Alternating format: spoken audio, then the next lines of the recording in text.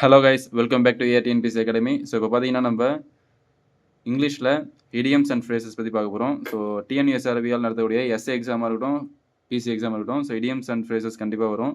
So TNPSC group 4ல் கூட idioms and phrases கேட்பாங்க. So maximum டிஎன்யூஎஸ்ஆர்பியால் நடத்தக்கூடிய எஸ்ஏல கம்பல்சரி இடியம்ஸ் அண்ட் ஃப்ரேசஸ் இல்லாமல் கொஸ்டின்ஸ் இருக்காது. ஸோ ப்ரீவியஸ் இயர் கொஸ்டின்ஸ்லாம் பார்த்தீங்கன்னா இடியம்ஸ் அண்ட் ஃப்ரேசஸ் கம்பல்சரி ஒரு கொஸ்டின் அது கேட்டுருவாங்க. ஸோ பார்ப்போம். இது வந்து முழுக்க ஸ்கூல் புக்கை மட்டுமே பேஸ் பண்ணி ஒரு டாப் 22 இடியம்ஸ் அண்ட் ஃப்ரேசஸ். இது வந்து பார்ட் 1 பார்ட் 2 மாதிரி பார்ப்போம். இது வந்து part 1 video. So part 2 part 3 வந்து இந்த வீடியோக்கான ரெஸ்பான்ஸை பொறுத்து அப்லோட் பண்ணுறேன்.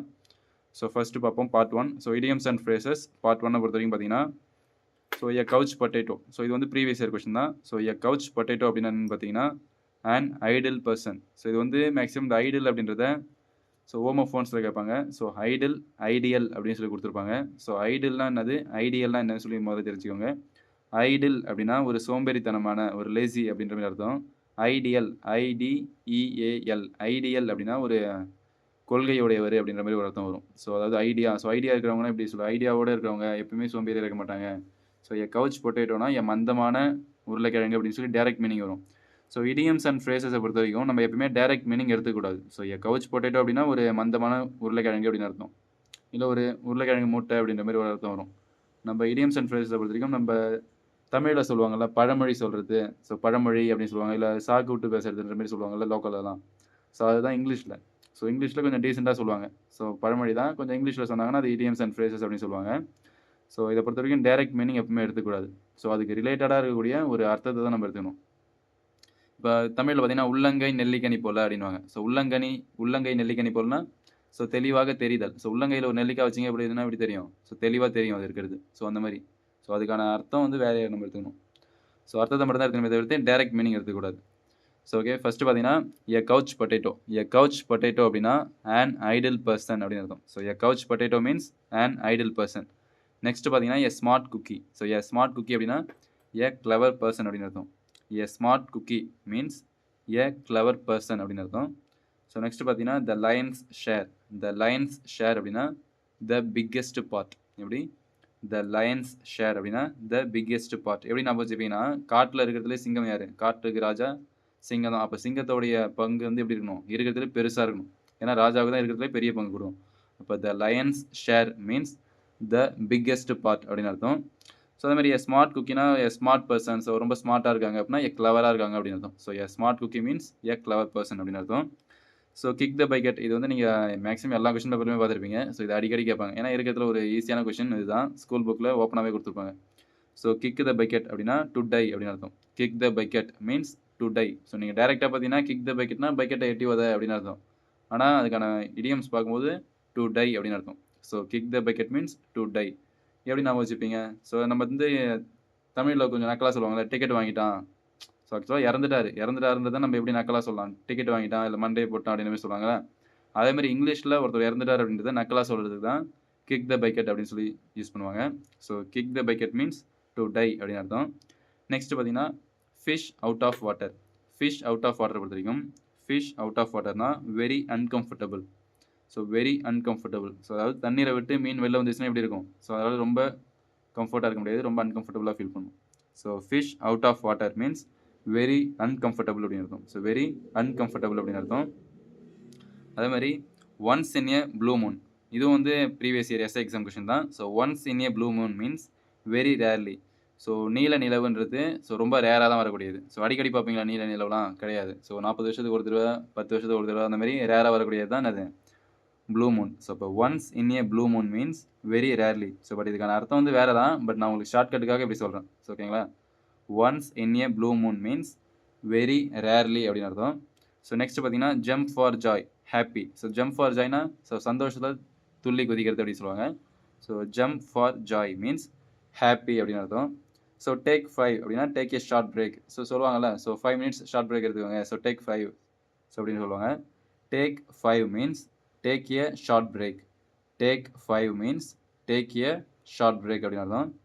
So next one let the cat out of the bag. So அப்படி மீன்ஸ் ரிவியல் அ சீக்ரெட். அதாவது மடியில் பூனையை கட்டிட்டு அலைகிற மாதிரி ஏன் சுற்றுற அப்படின்னு சொல்லி தமிழில் சொல்லுவாங்க. ஸோ அப்படின்னா என்ன அர்த்தம், ஒரு ரகசியத்தை வச்சுருக்காங்க, இல்லை மடியில் இருந்து ஏதாவது ஒரு யாருக்கும் தெரியக்கூடாத ஒரு விஷயத்த வச்சிருக்காங்க அப்படின்ற மாதிரி சொல்லுவாங்க. So let the cat out of the bag means reveal a secret. அதாவது நீ வச்சிருக்க ரகசியத்தை சொல்லு அப்படின்ற மாதிரி அர்த்தம். So let the cat out of the bag. So let the cat out of the bag means reveal a secret. Reveal a secret அப்படின்னு அர்த்தம். Next one bread and butter. So bread and butter means the necessities. So அத்தியாவசியமானது. So நம்ம தமிழில் சொல்லுவாங்களா, கூழோ கஞ்சியோ கூட நான் குடிச்சிட்டு போயிடுறேன். ஸோ நமக்கு வந்து தமிழ் ஸோ இந்தியாவில் வந்து ரொம்ப அத்தியாவசியமான பொருளாக சொல்லுவாங்க கூழ் கஞ்சி அப்படின்னு மாதிரி சொல்லுவாங்க. இந்த இடியம்ஸ் அண்ட் ஃப்ரேசஸை பொறுத்த வரைக்கும் ஆங்கிலேயர்கள் வந்து எழுதினது. ஸோ ஆங்கிலேயர்களுக்கு வந்து அத்தியாவசியமானது உணவு என்ன பார்த்தீங்கன்னா பிரெட் அண்ட் பட்டர். ஸோ அவங்களுக்கு வந்து நமக்கு எப்படி கூழோ கஞ்சியோன்னு சொல்கிறோமோ அவங்களுக்கு வந்து இருக்கிறதுல கம்மியானது பிரெட் அண்ட் பட்டர். ஸோ இதான் உங்களுக்கு அடிப்படையான தேவை அப்படின்ற மாதிரி. ஸோ இப்போ bread and butter means the necessities, ரொம்ப அத்தியாவசியமானது அவசியமானது அப்படின்ற மாதிரி. So bread and butter means the necessities.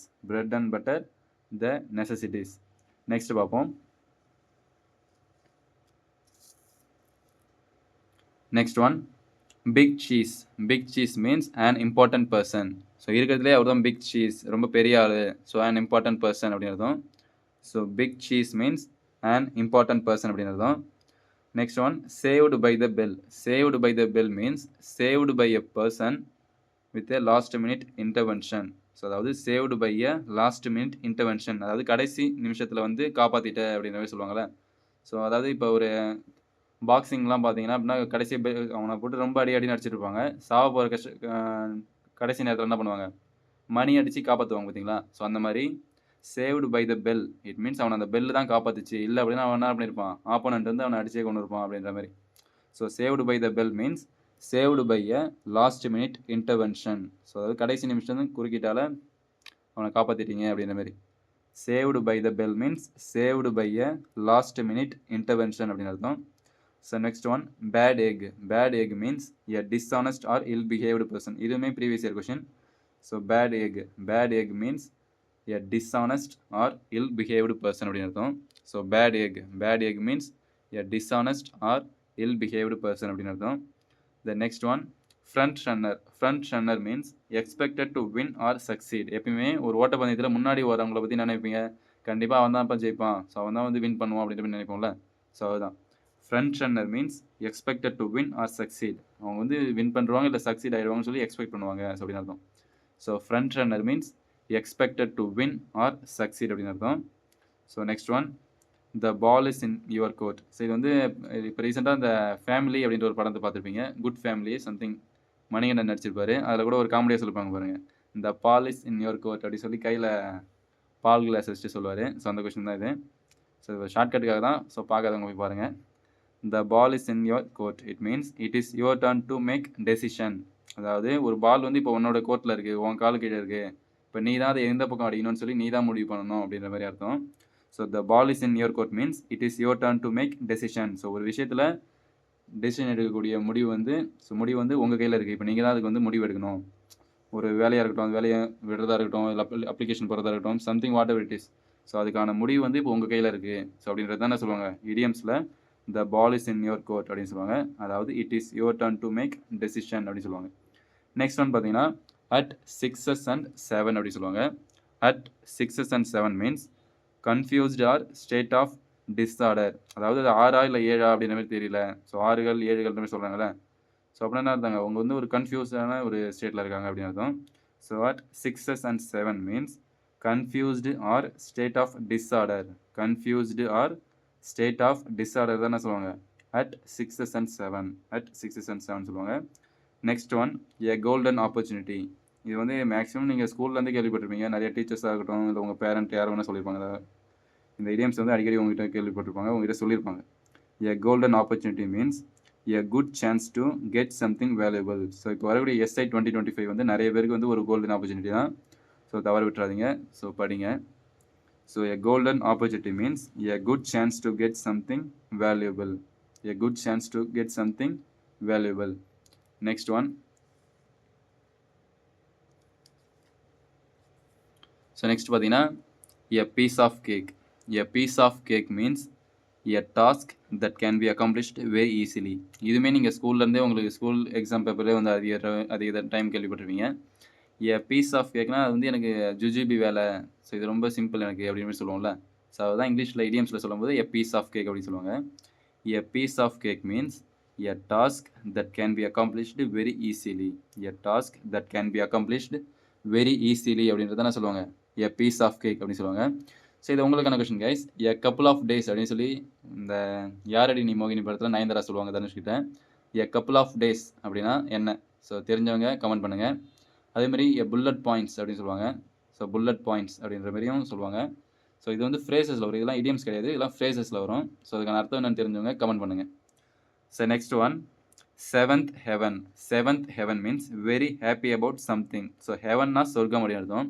So ஒரு சொர்க்கம்னாலே ரொம்ப ஹாப்பியாக இருப்பாங்க. செவன்த் ஹெவன்னா 7வது சொர்க்கத்துக்கு நீ போகிற அப்படின்ற மாதிரி சொல்லும்போது எப்படி இருப்பாங்க, ரொம்ப ஹாப்பியாக இருப்பாங்க. ஸோ அதாவது அதுக்கான மீனிங் அதுதான், பட் டைரக்ட் மீனிங் எடுத்துக்கூடாது. ஸோ அது வந்து ஒரு இதுக்காக நம்ம இடியம்ஸாக யூஸ் பண்ணுவாங்க. ஸோ அப்படி பார்க்குறப்ப seventh heaven means very happy about something. So இப்போ வந்து உங்களுக்கு கவர்மெண்ட் வேலை கிடச்சிருச்சு அப்படின்னா நீங்கள் எப்படி இருப்பீங்க, ஒரு செவன்த் ஹெவனில் இருப்பீங்க, ரொம்ப சந்தோஷமாக இருப்பீங்க. ஸோ அதான் இதில் சொல்ல வராங்க. Seventh heaven means very happy about something. எனக்கு தெரிஞ்சு இப்போ அவருடைய எஸ்ஐ 2025 நிறைய பேர் செவன்த் ஹெவனுக்கு போவீங்கன்னு நினைக்கிறேன். ஸோ ஓகே, நெக்ஸ்ட் கொஸ்டின் பார்ப்போம். At a snail space. Snails என்ன சொல்லுவாங்க, ஸ்னைல் தான் நத்தை. ஸோ அப்போ நத்தையோட பாதையில் இருக்கீங்க அப்படின்னா எப்படி இருக்கும், so moving very slowly. So சென்னையில் இருக்கிறவங்களுக்கு தெரியும், ஈவினிங் டைமில் எல்லாருமே அட் எ ஸ்னைல் ஸ்பேஸில் தான் இருப்போம். காரணம் ரொம்ப டிராஃபிக்காக இருக்கும். ஸோ வெரி ஸ்லோவாக தான் மூவ் ஆகும். So at a snail space means moving very slowly. At a snail space means moving very slowly அப்படின்னு அர்த்தம். Next one, find one's voice. It means, so கேட்பாங்கல்ல, எப்பயுமே ஒருத்தவங்க வந்து அமைதியாகவே இருப்பாங்க. ஆனால் அவங்களுடைய சத்தம் நமக்கு ஒரு இடத்துல வந்து அவங்க ரொம்ப போல்டாக இருப்பாங்க, ரொம்ப பேசுவாங்க. ஸோ பார்த்துருப்போம், ஏதோ யாரோ ஒருத்தவங்களோட கேட்காத குரல் கேட்குற மாதிரி இருக்குது அப்படி சொல்லி ஒரு நக்கலாக சொல்லுவாங்கள்ல, அதுதான். Find one's voice means become more confident in expressing one self. அதாவது எப்பயுமே எதுலையுமே பேசாமல் அமைதியாகவே இருந்தவங்க ஒரு விஷயத்தில் மட்டும் ரொம்ப கான்ஃபிடென்ட்டாக வந்து அவங்களா வந்து பேசுவாங்க. ஸோ நீங்களே ஆச்சரியப்பட்டிருப்பீங்க, இவங்களா அது அப்படின்ற மாதிரி, இவங்க அப்படி பேச மாட்டாங்களே ஸோ அப்படின்ற மாதிரி யோசிச்சிருப்பீங்களா. ஸோ அந்த மாதிரி ஆளை குறிக்கிறது தான் என்ன சொல்லுவாங்க, find one's voice. It means become more confident in expressing one self. Become more confident in expressing one self, அதுதானே சொல்லுவாங்க ஃபைண்ட் ஒன்ஸ் வாய்ஸ் அப்படின்னு சொல்லுவாங்க. Next one, the final one. So இந்த பார்ட் ஒன்ல final one, see off. See off means இதுவுமே previous year question தான். See off means to send off a person சொல்லுவாங்கள்ல. So see off, see you tomorrow, so catch you லேட்டர்லாம் சொல்லுவாங்க பார்த்தீங்களா. So அதில் ஒன்று தான் இது see off. See off means to send off a person. So ஒருத்தவங்களை போய் சென்ட் ஆஃப் பண்ணுறீங்க, வழி அனுப்பி வைக்கிறீங்க அப்படின்னா சி ஆஃப் அப்படின்னு சொல்லுவாங்க. So see off means to send off a person அப்படின்னு அர்த்தம். ஸோ ஓகே கைஸ், ஒரு ஃபாஸ்ட் டிவிஷன் பார்த்துருவோம்.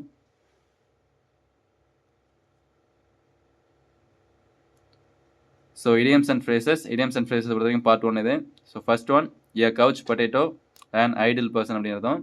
எ smart cookie, a clever person, the lion's share, the biggest part, kick the bucket, to die. Kick the bucket, to die. Fish out of water, very uncomfortable. Fish out of water, very uncomfortable. Once in a blue moon, very rarely. Jump for joy, happy. Take 5, take a short break. Let the cat out of the bag. Reveal a secret. Bread and butter. Bread and butter, the necessities.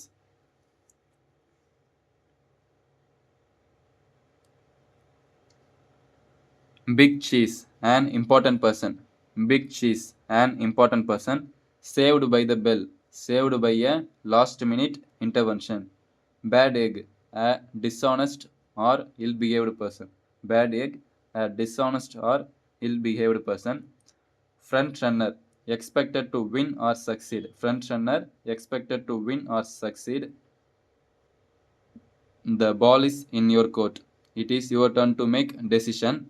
At 6 and 7, confused or state of disorder. Confused or state of disorder. A golden opportunity. A golden opportunity. A good chance to get something valuable. A good chance to get something valuable.